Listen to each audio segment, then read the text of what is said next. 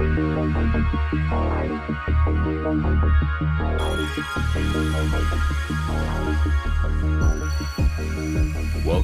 to the EchoCast.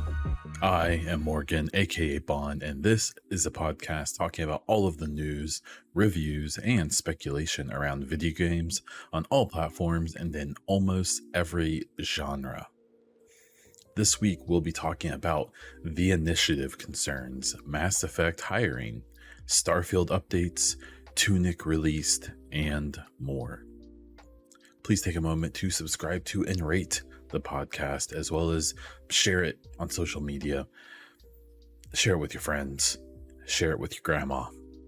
If your platform allows it, please review. This is for you, iTunes and Spotify people. If you're on YouTube, please leave a comment. If you have any thoughts on the show, a question for me to discuss next week, or if you just want to help out with the algorithm, and hit that thumbs up. Last, if you use Discord, please join our Discord channel. The link is down in the description. We can chat about games, the podcast, sports, and anything else you fancy. Well, let's jump into the gaming news. The initiative developers are leaving. So this was a pretty big story. So it sounds like basically around 34 developers have left the initiative since late 2021. This was around the same time that they announced that Crystal Dynamics would be helping out with development of the new Perfect Dark game. If you don't know who the initiative is, they are one of the relatively few studios Microsoft has started from scratch in the more modern console days, another one being 343, of course. And at one point there was kind of a joke about this being a quadruple A studio that was going to put out quadruple A games. And we know right now they're working on a Perfect Dark reboot of some type. We've only seen one kind of teaser cinematic trailer. And what's interesting is that with the story that's kind of come out, they've lost like half of their staff. It's a relatively small staff, around 60 to 70 devs currently on the project. And we'll talk about that. But I guess it's interesting because on one side there was all of this talk about this being a quadruple A dev, like they're gonna make the best games ever. But apparently when they were recruiting for this studio, there was actually the impression given that like we're gonna make a bunch of really, really high quality like AA games. We're gonna take like AA concepts and make them AAA. And there was this idea that like, yeah, there was like a studio head and, you know, lead developers and directors and stuff, but that it was going to be like a level playing field. It was going to be a democratic system where basically everyone got to work on what they wanted to, the way they wanted to. It was like a group way of making this game. And apparently that's not what's happened at all. It's just a normal studio where there's a studio head who tells the people below them what to do, who tell the people below them what to do. And there's no allegations that it's like a toxic environment or that there's anything wrong. It's just not what people expected. And a lot of the people that they got into this studio are like legendary across the entire gaming universe. And a lot of the people who have left are included in that description. And so what has happened since that is, they announced that they're getting help from Crystal Dynamics. That's not that surprising because the head of the initiative used to be at Crystal Dynamics. So it shouldn't be that surprising that there may be some collaboration there. And then there were some allegations about it not being a great work environment, that the development is happening extremely slow. That's part of this annoyance with the way that they have structured like the power structure. Is that there's a lot of bureaucracy, and it just seems like people are kind of frustrated. Now there's a lot of factors, and this is something I've talked about, but I can be very explicit about it here. They're in pre-production, pretty obviously. Pre-production teams typically aren't very big. They can be 30, 40, 50 people. So a lot of times you have, there's a team of people working on the narrative, there's a team of people working on like game mechanics and style, and various other things, right? And so for the people who have left, it's not that big of a deal because they're still left with a team about the size that you would expect, even for a AAA game, to be doing pre-production. And what seems apparent to me is that I wouldn't be surprised if this move to having Crystal Dynamics help is, um, it's the initiative is doing the pre-production, the doing concepts, and doing that kind of stuff, and then they're going to bring in Crystal Dynamics as their meat. Crystal Dynamics will bring in their environmental builders, the people who make the models and do the animations and lip sync and do all that. Where they're going to bring in the help basically to do all the big meaty stuff, probably led still by people at the initiative. That's not uncommon at this scale, maybe, or at this notability. It might be more unique. But like right now, if you're a fan of the Division, the Division 2 right now is being led by a pretty small team at Massive, Ubisoft Massive, who are directing at least one other studio in Ubisoft Bucharest, and potentially a studio over in China as well, to do the meat. So you've got Yannick and a few other people who are doing all of the planning, doing all of the concepting, stuff like that. And then they are saying to these studios, these support studios, okay, now here's what we want you to do this. And then they do it, they look at it, make sure it's what they want, and that's how it goes. It's delegation. And that's, especially in modern gaming, not that surprising. And especially in this situation with the initiative, they probably aren't going to make the initiative a 250 person studio.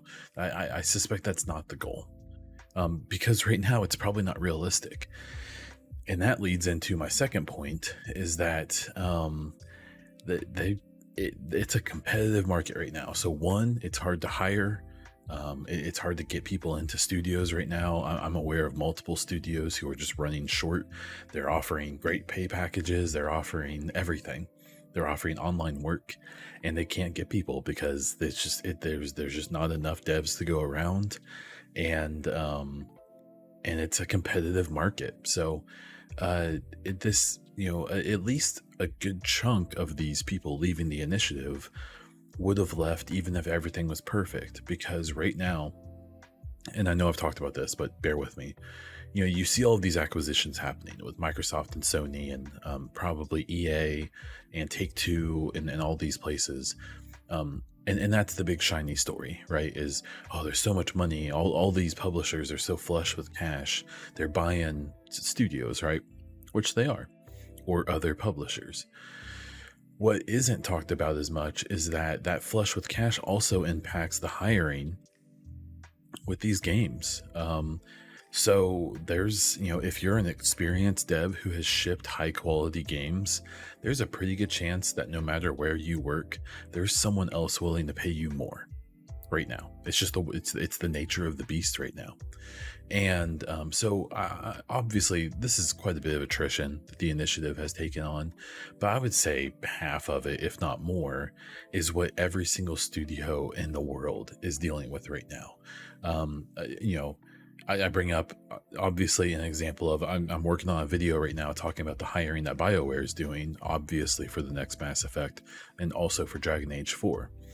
They're in a power position right now with Mass Effect, especially because it doesn't quite have the drama and the issues that Dragon Age will have with new people. But they're probably, they're hiring like 6 or 7 director spots right now, and they're probably paying a premium for that.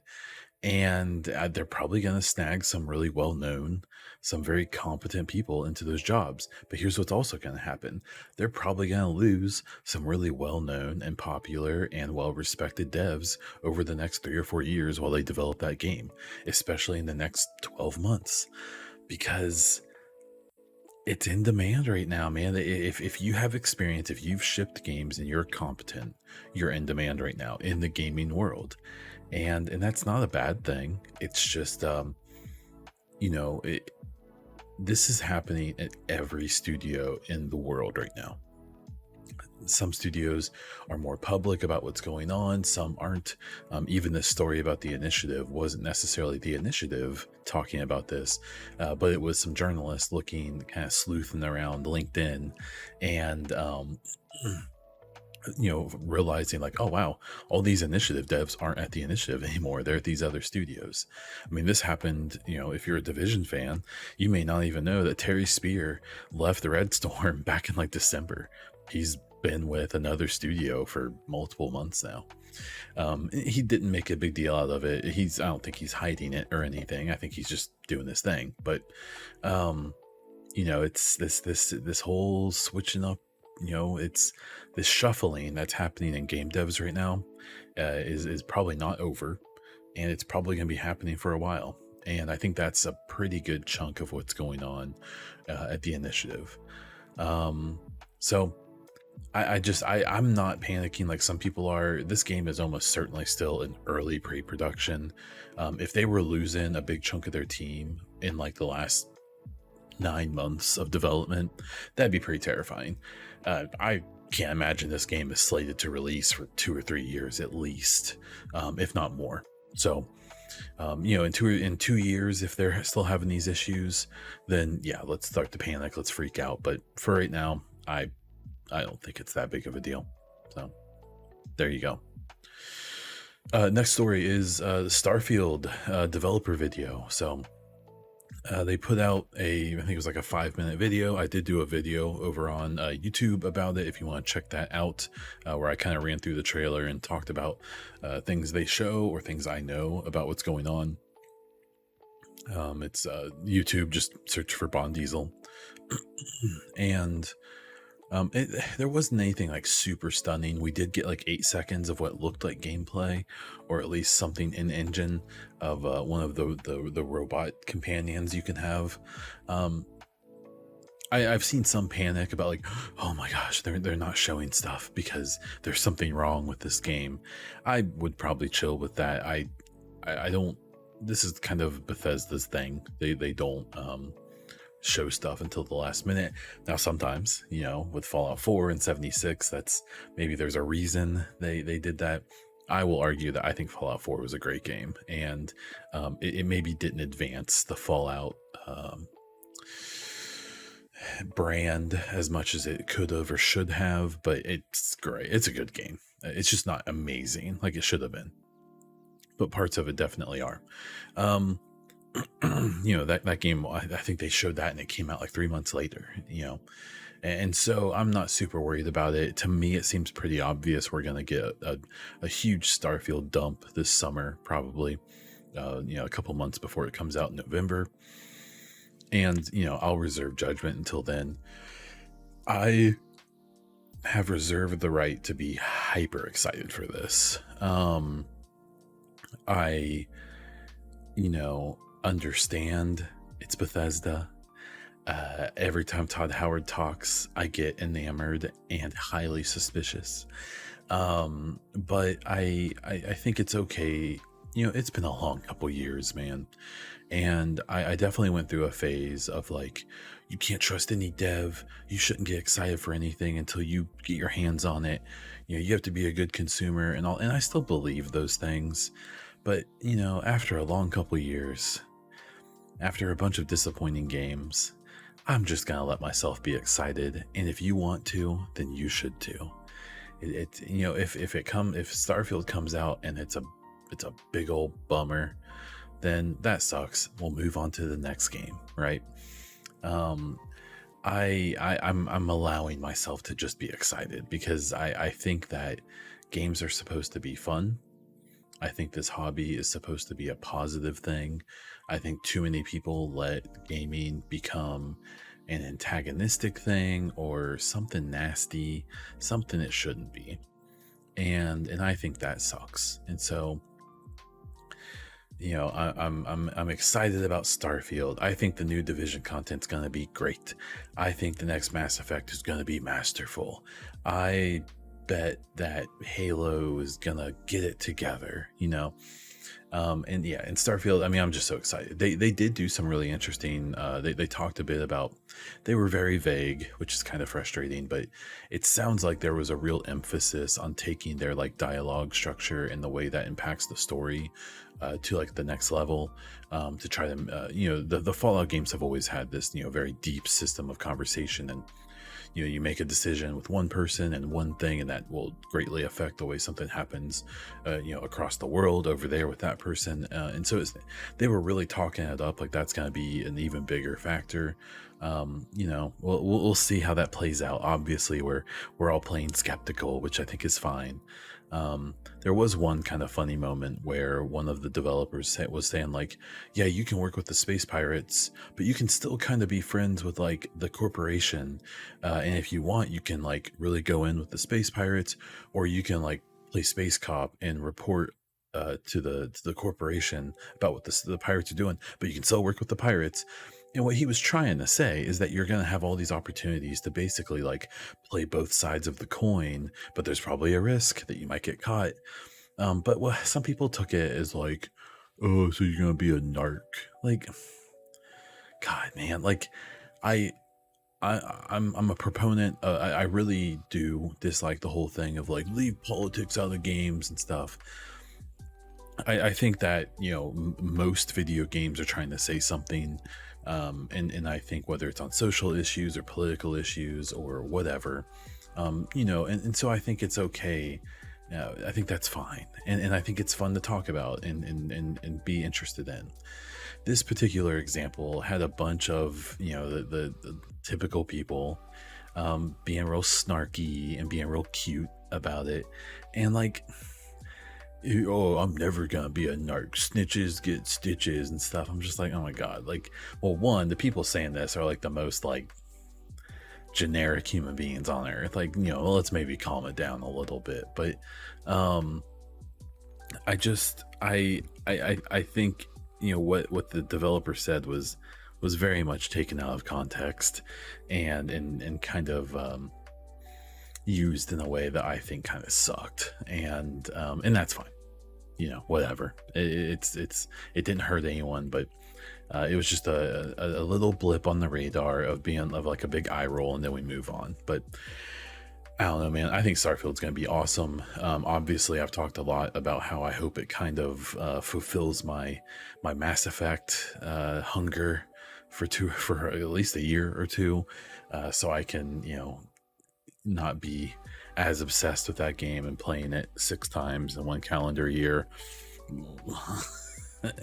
and if it's Fallout in space with a bunch of advancements in their formula, thumbs up, perfect, I'm in. Something else I'll give a thumbs up and then I'm into is Tunic. So Tunic has an interesting story. I believe it's been getting demoed and shown for like 7 years at this point. And I believe it was last year they put out a demo on Xbox and probably PC. I don't know for sure. And it's essentially this like little like Dark Souls, Zelda kind of mix smash. It's an interesting thing. I found it highly challenging. I'm sure some super gamers are great at it, but it's cute, but it has a really cool exploration element. You find signposts and a little manual that looks like an old gaming manual that you find pages for, but the unique spin on it is that it's mostly in a language that's a game language. You can't understand it and you'll never decipher it. Now, supposedly it is an actual written language, so I'm sure some dorks are eventually going to translate it. But the way it works out is basically you're supposed to use some of the like sketches on the notebook and some like visual cues and stuff like that to kind of figure out what the notebook is telling you. It's really cool. And then it's just like kind of like an old school Zelda game on top of that. It's so good. If you have an Xbox or if you have Game Pass, you should at least give this game an hour. Maybe you won't vibe, you'll bounce off of it. It is hard. I've found it to be very challenging. I'm not very good at like melee type games and stuff, so maybe that's just me. But the Tunic is it's such a blast. Its open critic and Metacritic scores are both 85, which honestly, I think it deserves more. I think if a game like Elden Ring gets a perfect 10 out of 10 from a lot of people, I really think that this game should be higher than it is, because it's not perfect. Obviously, no game is. But it's just that like neither is Elden Ring. But even though I know it's like kind of like being broadcast as this like generational game at this point, I don't know. Tunic's super good, and so if you have an opportunity to play it, or to just buy it, I don't think it's full price, and so if it's 20 or 30 bucks, it's absolutely worth it. If you have Game Pass, you should be playing it right now, and at least trying it out. So I don't even know if I'm gonna finish it. I'll at least play it until I get too frustrated. So yeah, Tunic, highly recommended. Speaking of Elden Ring, we found out last week that it sold 12 million copies. I may have already spoke about this a little bit, or at least in the MPD numbers last week I mentioned it, but 12 million is pretty wild. It's the for my Division fans, it's the fastest selling new IP, which there's some discussion about that. It's the fastest selling new IP since Division 1, which is pretty, one, impressive for Elden Ring, obviously. Two, pretty impressive for the Division. I saw so many comments in the last couple days of like, was the Division that popular? It's like, yes, MFers, it was great. Y'all just missed out because it was busted when it released, admittedly. Now, third, what I think is worth throwing out there is that is it really a new IP? I mean, it's Dark Souls in an open world. Like, I understand that technically the story is new, even though there's a bunch of elements carried over from the other games, like characters and stuff. So I kind of have to roll my eyes a little bit at whether or not it's really a new IP, and that's been a big discussion going on right now, in whether or not it's really a new IP. At the end of the day, I think that discussion kind of doesn't really matter that much, but maybe for some game awards or other stuff, it's going to be more of a conversation as time goes on. I don't know, but hey, props to Elden Ring. Not my type of game at all, but I bet I've watched like 40 hours of gameplay from streamers. So, I feel like I've experienced it in my own way. The second to last story, these last two stories, I pretty much have to get my Mass Effect and Division talk in. So first is Mass Effect. There's a few things going on with them. I'm working on a video where I'm going to talk about some of the stuff that, some of their hiring, what's going on with that, some stuff I discovered in their hiring listings that I think is interesting.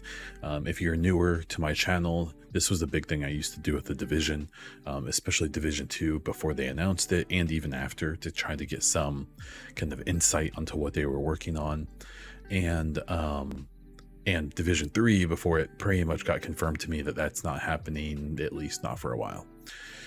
So with Mass Effect, they're currently hiring 8 positions at BioWare. Most of them are director positions, so these are the like Mike Gamble, like the head of the game. It's the people directly beneath him for the most part, all these positions.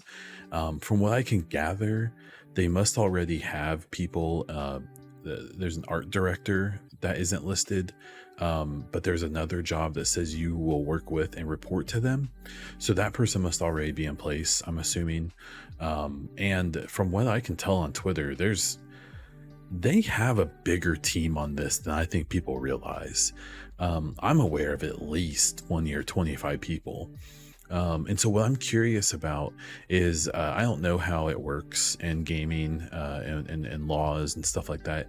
I used to work in state government, and would those jobs have to be listed publicly? Say you need a new supervisor for a team, you have to list that job publicly for everyone, even if there's someone that you're going to promote, or at least that's the goal.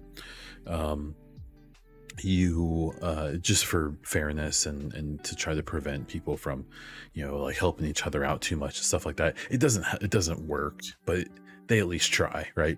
So I don't know if they have to list these jobs. Some of these jobs, I have a list of them here. I mean, you're talking about like narrative director, level design director, gameplay director, which is like the equivalent of what like Frederick Bylander was on the Division 2 and 1.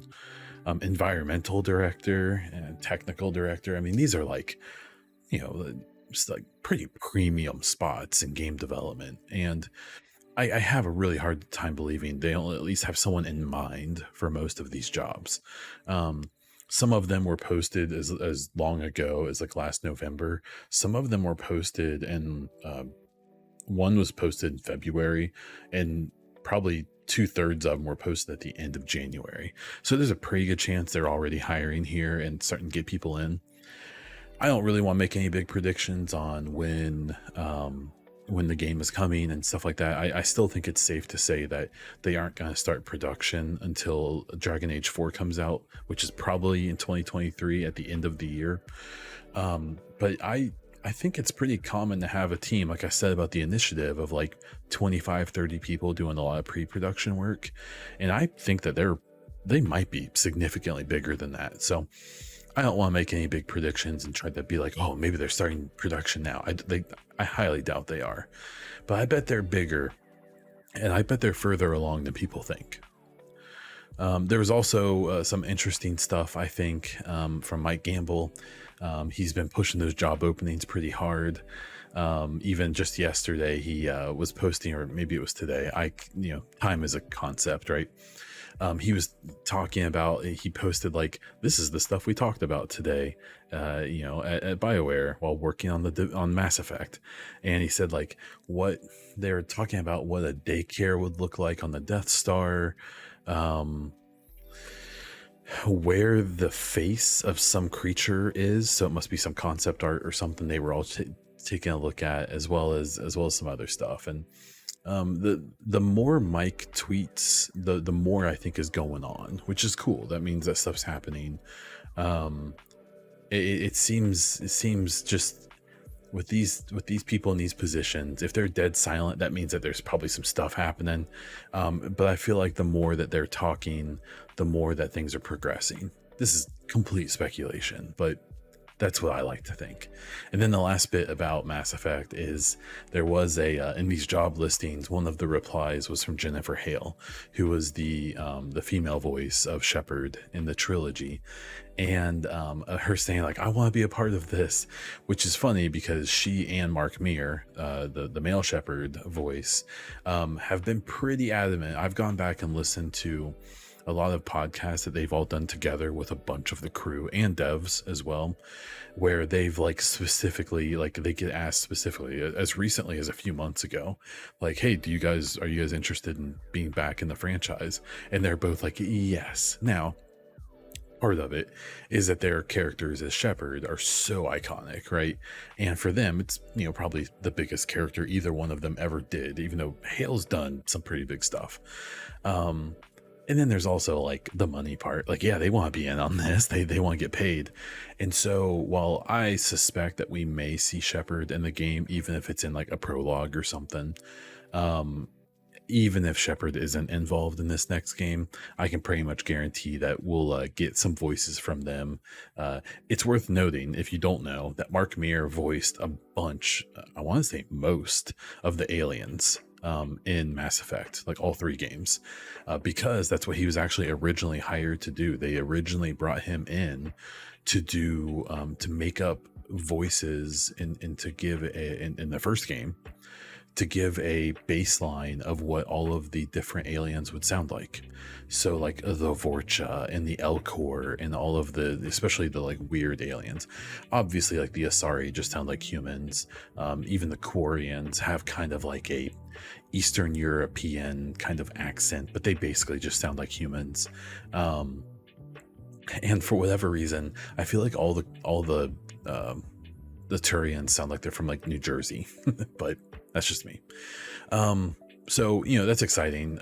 Mark Meer, I think, liked that tweet or something as well. There was some interaction with him as well. So, you know, we've got dreams. I've got dreams, but and we'll have to wait and see. But exciting stuff. There's stuff happening. It's just not going to be very exciting for probably quite a while. And then the last story here I'll talk about is the Division 2 had its 3-year anniversary this week. The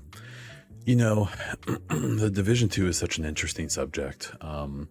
My very baseline point of view is I think the Division 2 is, as a game that you grab a controller and play, or a mouse and keyboard, it's incredible. It's a great game. I think it's better than the first one, and it should be. It's an iteration. Obviously, you can nitpick and get down to some details and talk about modes, DLC, things like that.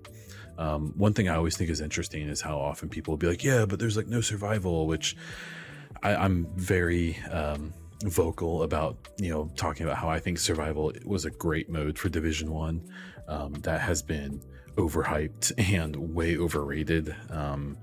I think that there's some like nostalgia goggles like strapped on to people's heads within the Division community, and that's fine. There's nothing wrong with that. If you still love survival, that is so cool. And if you jump on and you play it all the time, that's great. Like, that's genuinely awesome. I think sometimes people take those good experiences though and let it paint their overall opinions a little too much. And like yeah, survival was great, but the Division 2 had so much more depth and there's so many mechanical things and stuff that they really did improve on.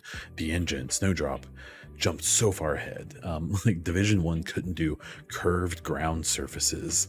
They every time I see people be like, they should have just made Division 2 on, the same as Division 1, or just made it like an expansion. It's like, I don't expect the average person to understand all of the things that they added for Division 2 that were quality of life things, that were quality things in general, graphical things like that. But if, it's just, there's a reason that they moved on. It's not because they wanted to, it's because they had to. And as much as I appreciate the nostalgia for Division 1, and it is an incredible game, I think people are a little bit weird sometimes about their the things that they wish would have happened. I especially feel bummed about Division 2 because I think there's a lot of people who never gave it a real chance. I think as soon as some people saw that there wasn't snow anymore, as I think there were a lot of really kind of like aesthetic, or just kind of, in my personal opinion, kind of small or kind of lame things that turns a decent number of people off before Division 2 even came out, where there's a lot of people in the community who never even gave it the chance. And I think that's a bummer, because that game is masterful. It's very good. People forget that the Division 2 to this day had the best release of any looter shooter ever. You can throw out Borderlands. I don't think that's in the same category. It's a different thing to me, and I don't know. But the Division 2 had one of the best releases of any looter ever, because they're notoriously terrible when they come out. It wasn't perfect. It definitely had issues, but it was really good. And for the most part, you could turn it on and play like 30-40 hours, beat the story, get maxed out, and then they put out content. Honestly, the content kind of sucks. All of the DLC that came out for that game besides Warlords was pretty meh. Kinley College is, in my opinion, kind of almost a meme at this point, and how awful it was. And especially I've heard some rumors about what Kinley was supposed to be, and it's a real bummer that didn't happen. And then the Pentagon was just kind of okay, like 2 cool missions, but that was obviously supposed to be more than it is as well. And then we got Coney Island, which ended up basically just being a prologue to Warlords, to the DLC. And the DLC was great. I really, again, I still think that DLC was meant to be Division 1 DLC from a timeline perspective. It makes way more sense. But it was cool. My biggest regret with Warlords is that I did a 10-hour stream and beat the entire Warlord story in one day, and I haven't gone back and beat it again. I really should have spread it out, because those last couple hours I was pretty burnt. And I went back and I kept playing the Division for a little bit after Warlords. But to be totally honest, I kind of checked out of Division before Warlords. I played it for a couple weeks after, and I came to a weird realization the other day that it's basically been 2 years since I've consistently played the Division, because the first year had those DLCs I talked about, which were lackluster, right? And they completely gave up on PvP.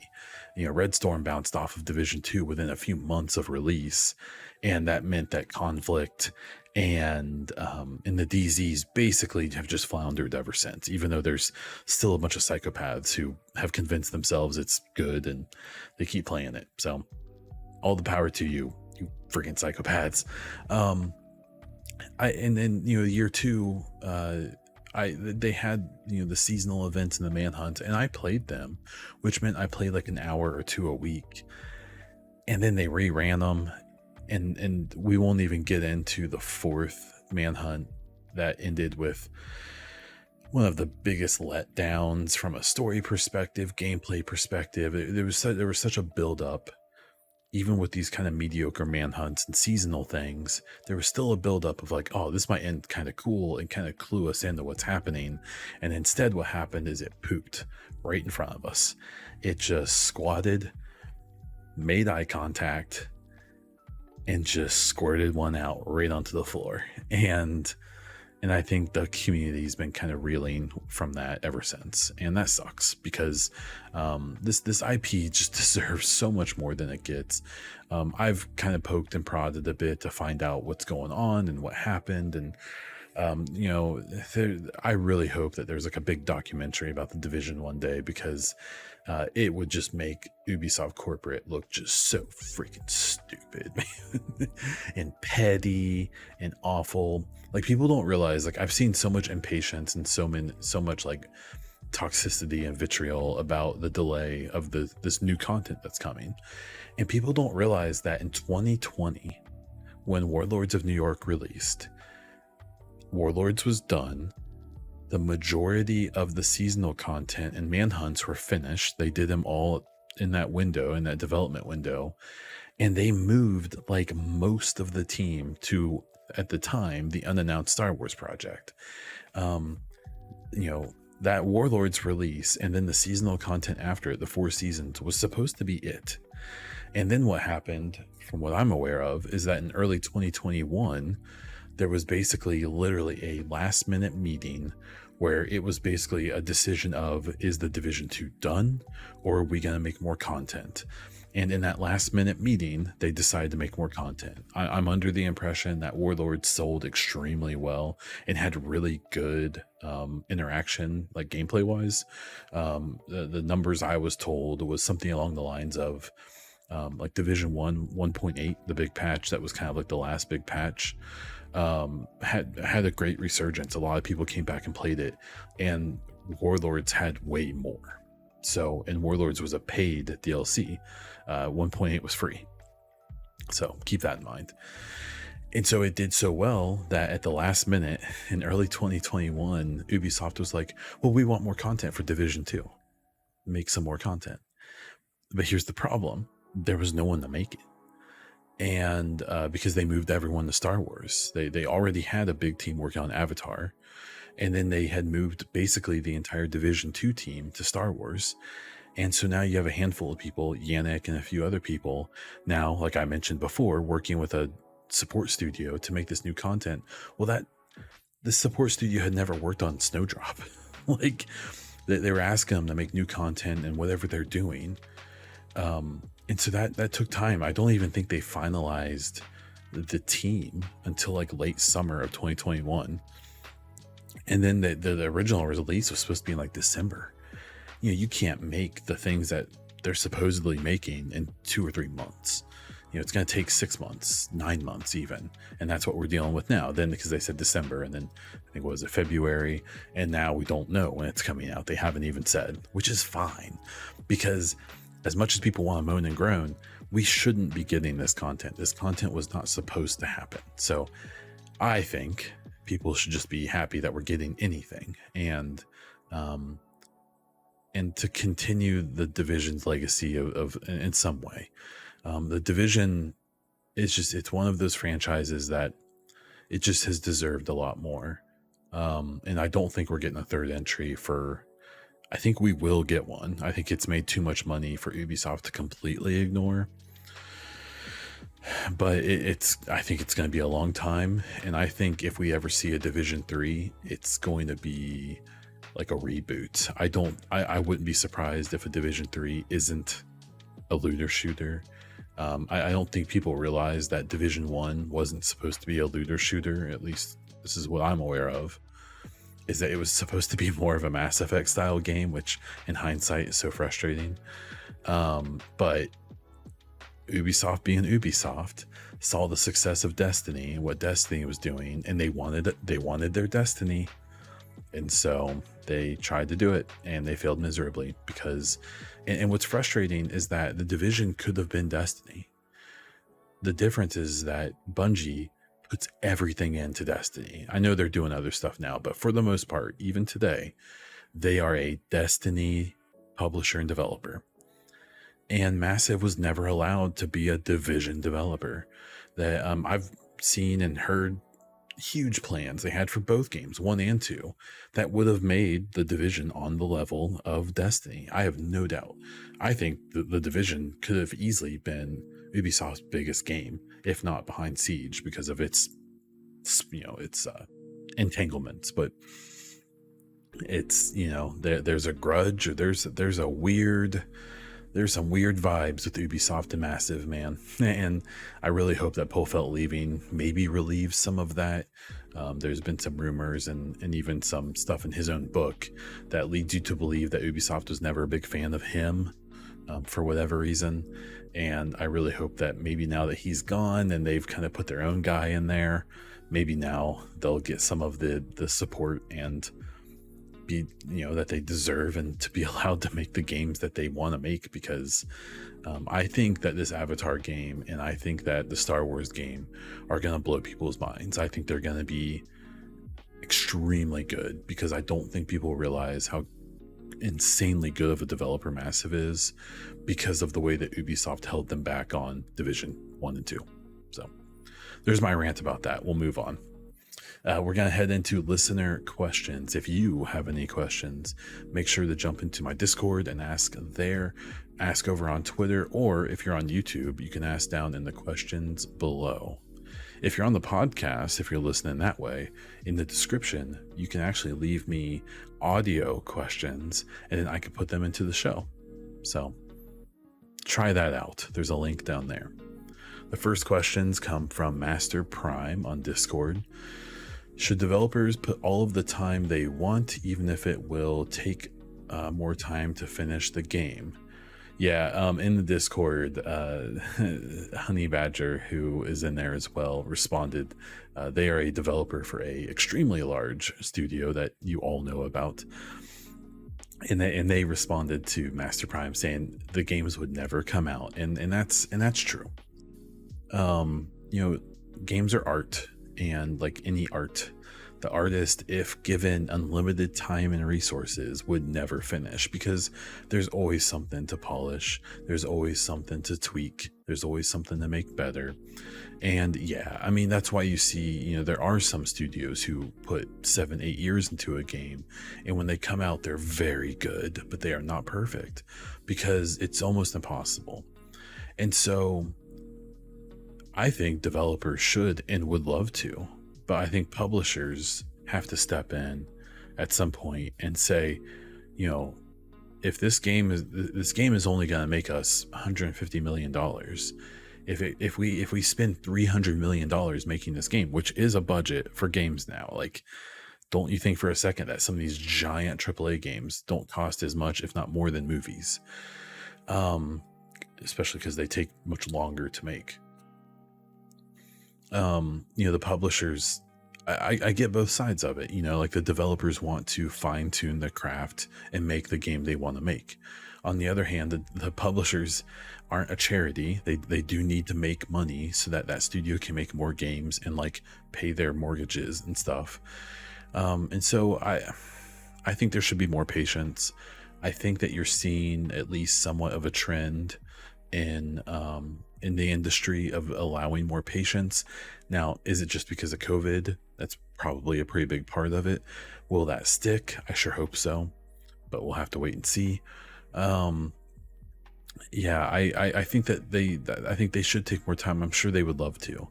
It's just not realistic, unfortunately. So hopefully they get more time, but hopefully games still come out at a clip where they're profitable and they can keep making them. Your second question actually rolls into the next question as well. So Master Prime said, should games stop being announced years before they start development? And then Pizza Morgue had a more extensive question that was similar, with stuff like Cyberpunk or the Division content, or the oh my god, Perfect Dark and Trouble, and countless other examples. Should new rules be enforced that mean people can't announce games years before they even have concept art? So I don't think any games get announced before concept art. We almost always see concept art. That doesn't really dispute the question, but when these games get announced like way super early, they are typically at least in like concept stages, prototyping, things like that. But yeah, I mean, you look at an example like Cyberpunk, like that game got announced, I think in 2013, and then we're under the impression they didn't actually start development until 2016, like production, and then it came out in 19 or early 20. God, time is such a blur right now. I can't remember anything. Division content things. I don't think Division content, like I kind of just talked about why Division content is late. It's partially COVID and partially because it wasn't ever meant to exist. But in general, like, do I think there should be rules enforced? No. No, I don't think there should be like FCC rules or anything. I think that like in my own example of like Mass Effect, like this next game probably isn't coming out for 3 or 4 years. I'm already hyped about it. I'm making videos about it like every other week, and I'm taking like the smallest details. I don't necessarily think that there should be rules, but I do think that especially publishers should be more responsible with when they announce and how they announce. I've seen multiple people talk about how a game like Crackdown 2 for Xbox, they announced it and then the developer kind of had to fill in the gaps. If we think about games like Anthem, they feel like they were kind of like that too. We hear stories about how with Anthem, whether or not your player could fly was still disputed in the last like few months of development. And that's like one of the core parts of that game. It's one of the few things about that game that's great. And so, it's games are weird, man. I made the tweet this week about like no game should have ever been released, especially modern games. They're too complicated, they're too big, there's too many people working on them. Like these games shouldn't ever come out, and when they do at all, it's a miracle. And when they come out good, it's like a super miracle.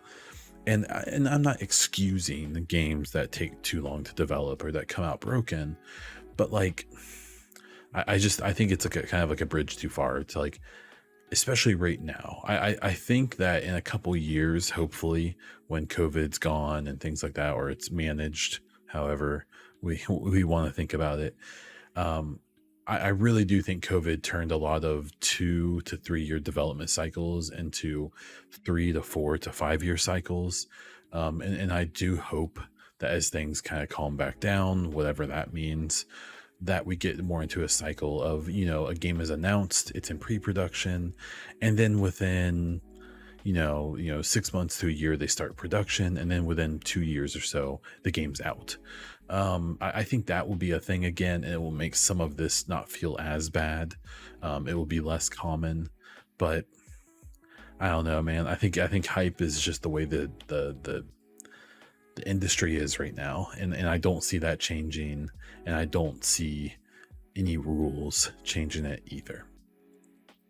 The final question here is from Man-Made on Discord. What will be or could the NFTs impacts beyond gaming? I don't know at this point. I think the problem with NFTs, and I've said this before, like I'm sure that there's some really smart people who could sit down and write down and say, this is how NFTs could legitimately be good for gaming and for consumers and for publishers and developers. I genuinely have no doubt that there is some track that could be shown to the average person where they'd be like, oh, sure, yeah, that does make sense. The problem is that I can't even imagining that track right now, because instead what has happened is that the NFT the whole thing has just been kind of like hijacked by a bunch of people just trying to make money quick, and a bunch of celebrities throwing their NFTs out. And there's this meme about like, oh, I can just copy and paste your picture that you paid $1,000 for. And the issue is that's one way for NFTs to work. One thing that can be done with them, and it's like the main thing that's being done with them, right?